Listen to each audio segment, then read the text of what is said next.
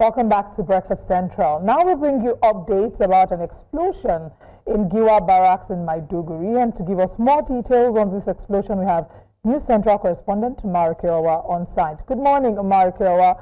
Where are you and what is the update of the causes of this explosion? Yes, right now I am at the Memalari military cantonment at the headquarters of the theater command of Operation Hardin Kai here in the northeast Nigeria in Maiduguri, the Borno state capital, where the unfortunate incident that happened yesterday night at Giwa Barracks, where residents had explosive bursts rocking the entire city, and it was a very serious situation which led to panic here and there and tension.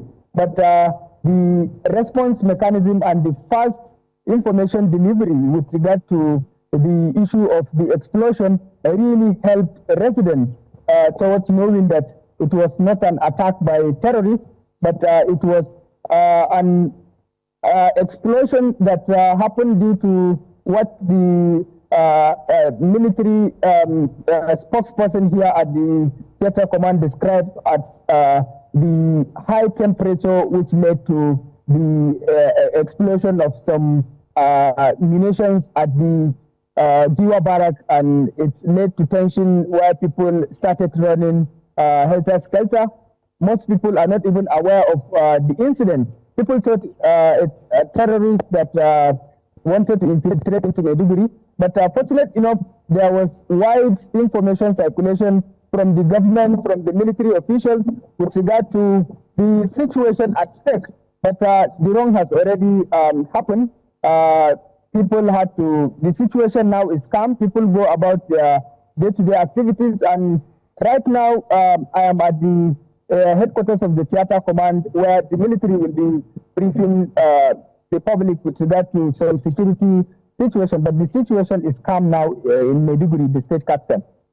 Now, Umaru, I'm glad that the situation is calm, but has there been any reports on the type of ordnance that exploded, and if there were any casualties and the level of damage reported from these explosions that happened last night or in the early hours of this morning?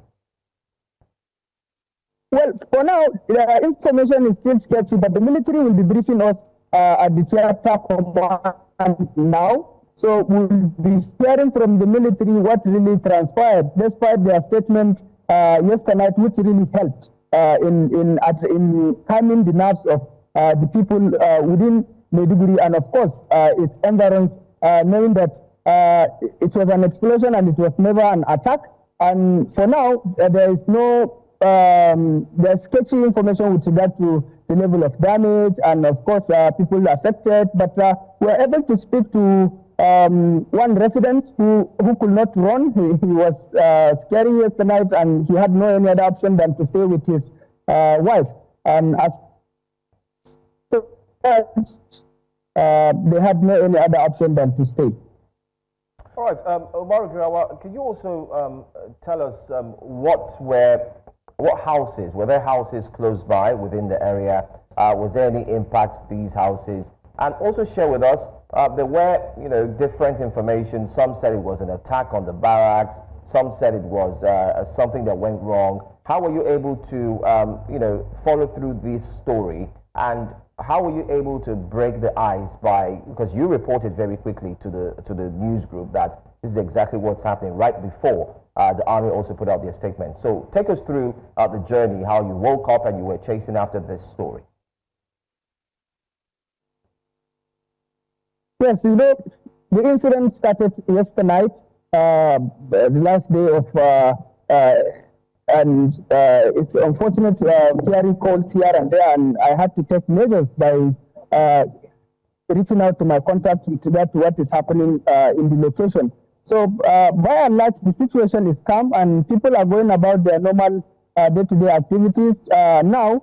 But the level of damage and what really transpired, the military will be briefing us now. So we await the briefing now. The briefing will start any moment now.